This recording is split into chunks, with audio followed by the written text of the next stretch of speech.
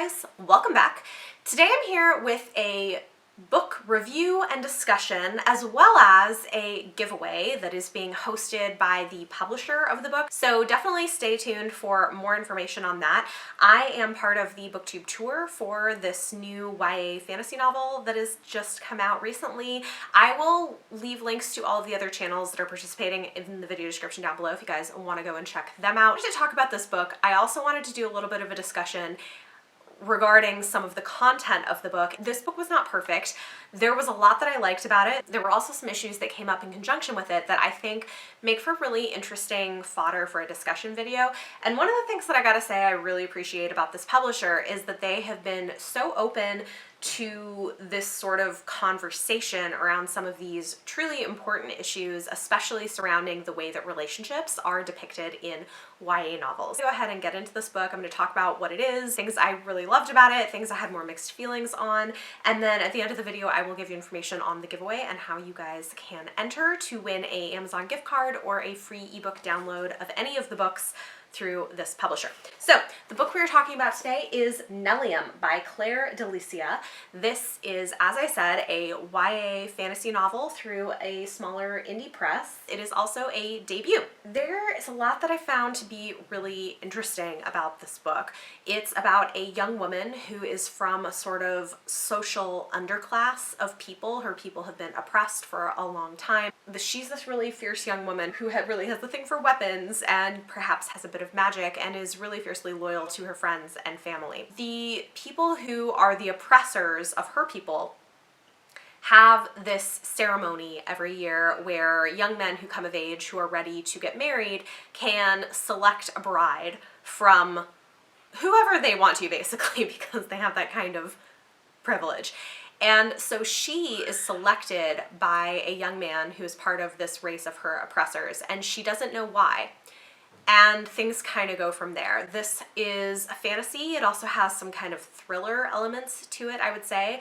And there's a lot about it that's really, really interesting. One thing that I do want to say is you are kind of thrown into this world at the beginning of the book without much information. So going in, you're being given these words and told these things, and I think it's really easy to sort of be like, what the hell is going on? Like, I don't understand. Answers to these questions do come eventually. I think perhaps it would have been nice to get a little more explanation and information earlier on in the book, but I think if you kind of stick with it, there is a payoff and things do get a little bit juicy with some of the twists and turns. I generally really enjoyed my experience of reading this. It is one that, because the writing is so concise, you have to pay pretty close attention to or you will miss things. Honestly, I would have liked to have seen this book be a little bit longer than it is. I think it easily could have been longer. I would have loved to see expanded world building and earlier world building, but I do think the world that she creates is really interesting.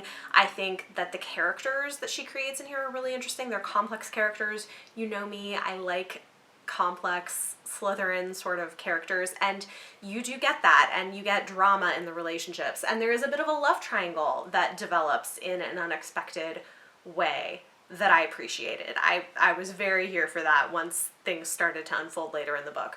I'm not going to give any spoilers, so I won't like tell you why it was so interesting, but it was super interesting and I really enjoyed the way that that kind of unfolded for a lot of it. One thing I will say going into this as well is that the magic system isn't super clear, especially until much later in the book. The title of the book is Neliem. Neliem is interesting because it is a proper noun, it is a noun, depending on how it's being used, and that doesn't become super clear until later on in the book, but I do think it's kind of interesting. So I'm just gonna like tell you guys now so that you have some sense of it. So our main character, Oriana, is nicknamed Neliem. And Neliem is in some ways magic. It's a way of having this certain type of power that comes from an ancestral spirit. So Neliem was also the name of a historical figure who did certain things, and later in the book you learn more about who Neliem was and what he did, and the way that, and that I think is interesting because it kind of gets into a little bit of the different ways that history is told depending on who's telling it. there's a lot of like interesting thematic content in this book. So Neliem was a person, and I think it's not explained super clearly, but basically that the spirit of Neliem, because spirits do exist, after people die, their spirits can linger, and Neliem has this really strong spirit that also carries magic with it, and so Neliem was this character. Neliem is the name of these people, like Oriana, who sort of carry his spirit in some way and channel that magic in various ways. And so, yeah, it's a little confusing in the book. It doesn't get super well explained until later on, but I do think it's an interesting magic system. And so so there's a lot of moving pieces to this that eventually do become clear. And I like what she did with it. I like how she used it. Another thing that I think is really interesting about this book that I guessed based on some tidbits that we get and then found out later on was accurate is that the experiences of Oriana and her people are loosely based on experiences that the Jewish people, specifically Sephardic Jews, have experienced in history. It turns out that some of the book is actually loosely based on the author's grandparents, which I think is really interesting. Her grandmother was a Sephardic Jew who went through some things that are similar to what Oriana's people in this book goes through, and ended up falling in love with her grandfather, who was Catholic, and so they had an interreligious marriage, which was a really big deal at the time, and I think that's kind of interesting. So yeah, so there's a lot that I really like about this book. It's not all perfectly placed, but I enjoyed it. Like, I enjoyed most of my reading experience, especially as I got towards the middle and then the end of the book. And I'm really, really interested to see what comes next, because I know that there is going to be another book in the series. Now, some of you guys, if you follow me very closely on Instagram and Goodreads, might be aware that when I initially finished this book, I was considering pulling out of the BookTube tour for it. And we're going to talk about why that is, why I ended up deciding to stick with it, and why I think it offers some really interesting fodder for discussion and the way that we present relationships in YA novels in particular. I gotta think about like how I can like talk about this in a non-spoilery way. Okay. So I can't really talk in detail about this without spoiling things, so I'm going to do kind of a general discussion about this. In an overall sense, my issue with this was that there was a relationship that read to me as very toxic and very controlling, where the guy was very, very controlling of Oriana. And I was concerned that there was some degree of romanticization of that kind of behavior, which I don't think is ever acceptable. Particularly targeted at a YA audience is not acceptable. And when I first read this book, did not know that there was going to be a sequel to it. And on my initial read of the ending, it felt to me as if the ending was perhaps making it seem like this kind of behavior is okay, or even romanticizing controlling relationships. And that I am never okay with. So I reached out to the publicist for this book and chatted with her a little bit about some of my concerns. And it was a really interesting conversation, which I appreciated actually, because she was like, you know, that's completely valid if that's how you read it. Here are a couple of thoughts. When I read it, I didn't read it as being quite so clear cut, but you have to kind of do whatever's right for you. Do be aware there is another book coming. It's possible that things in the relationship department aren't quite so definite as they might seem at the end of this book. And so after chatting with her, I was like, you know what?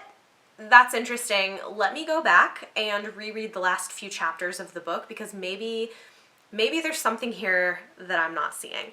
And so I did. I went back and reread the last several chapters of the book because I had kind of like blown through it. I was like so sucked in when I initially read it.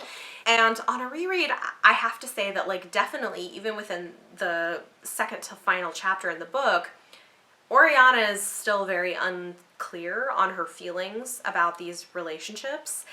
And even though the ending of this book, she does seem to be clear, I don't know that it was necessarily the author's intent to say that this is a final sort of ending in terms of the relationships.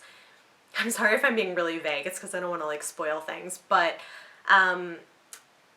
yeah, it's really interesting. I do think that perhaps the author didn't do a great job of differentiating the authorial intent versus Oriana's feelings. I think Oriana in her own mind at the end of the book has like decided to tell herself that she's sure of her feelings, but I think perhaps the author is trying to hint that maybe things aren't quite so clear. And so I ended up giving this one 3 stars, and my caveat with that is that I would like to see some of these really, you know, important elements explored more in book 2. I wish that we had gotten more clear exploration of why that behavior is a problem in book 1, but I am definitely willing to see where she goes with it. I'm not comfortable with the ending of this book being the final ending unless there was some real change in the relationship, some real hard conversations about the behavior that had been taking place. And so that was really my concern. So I wanted to like talk about this because I do know some of you guys follow me pretty closely and may have seen this whole kind of thing play out. And so I wanted to get into my feelings on this.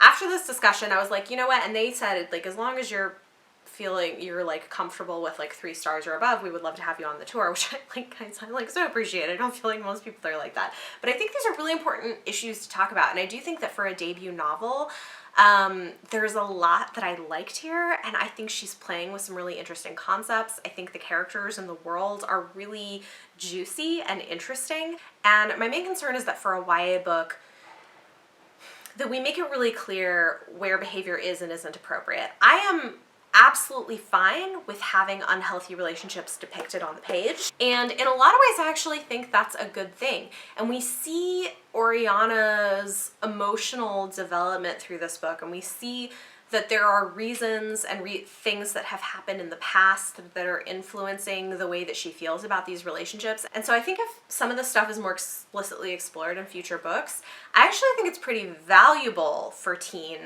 audiences.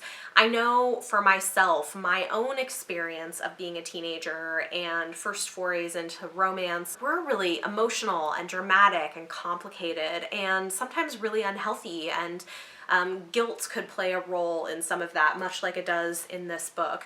And so I actually think those are really valuable things to explore in this sort of visceral way, along with like magic and an interesting storyline. But I do think it's important that authors, especially when they're targeting a young audience, are responsible to not romanticize controlling unhealthy behavior, this sort of like alpha male behavior, as acceptable or okay or romantic, because it just isn't. So yeah, anyway, it's like a lot, guys, a lot of discussion on this. The funny thing about all of this is like, honestly, like I was kind of happy to have a reason to talk about this book. This is not like a paid promotion or anything. I do think that some of the themes that she is exploring here are really interesting. I don't think that the structure is always perfect. I think it's like, you know, it's a debut novel that isn't perfect, but I think there's a lot to think about, a lot to enjoy here, and I did mostly enjoy it. One other thing I want to point out that I very much appreciated is there is a sort of sexual scene in this book, and the way that consent was handled in that scene was very explicit, so I appreciated that. I think it's great that we're getting more of that depiction in YA books, where we're starting to see explicit consent and the way that that can be handled properly, because that also is so important. I mean, I could get on a whole soapbox about consent and the way you teach consent from a very young age. Like it's a whole thing. But yeah, so I appreciated the way that that was handled. So guys, I have a lot of feelings on this book. This is the thing. This is part of why I wanted to be a part of this and I wanted to talk about it, is if nothing else, I think you will have a reaction to this book. Which, you know, like honestly, there are a lot of like 3-star books that are just kind of mediocre or boring or don't leave much of an impact. This was not that. This was like a 3-star book that made me feel things. I had some like concerns with it, but it provoked a reaction and it was emotionally intense and it had interesting characters, and I want to know more. I want to see more in this world, and I'm looking forward to reading more from the author. Anyway, all of that to say, this is Neliem. It just came out. If this sounds intriguing to you, please do go check it out and read it and then come and talk to me about it, because clearly I have thoughts and feelings and I kind of want to discuss them with people. Also, this is a much longer video than I thought it was going to be. For the giveaway, thank you so much to the publisher for giving me this opportunity. This is not a paid promotion, but there is a giveaway that you guys have the opportunity to enter. The link is in the video description down below, so just follow that link to enter the giveaway. The giveaway is for a Amazon gift card and a free download of any of the books put out by Month 9 Books, including Neliem by Clare di Liscia. So if you win, you can read it and come talk to me about it, because like, seriously, let's chat about this. So that is it. Talk to me in the comments down below, guys. Let me know, how do you feel about some of the issues that I raised in this, the positives and the negatives? How do you rate these kinds of books? How do you approach thinking about them and reviewing them? I think it's really interesting, these issues in YA literature in particular. And for your question of the day, tell me about a book that maybe you didn't love, but you had a really strong reaction to, because in some ways I think that that is valuable and that's impressive, because just provoking a strong reaction is doing something right, you know? Anyway, that is it. If you guys liked this video, give it a thumbs up, subscribe if you want to see more. Thank you so much for watching, and I will see you guys next time.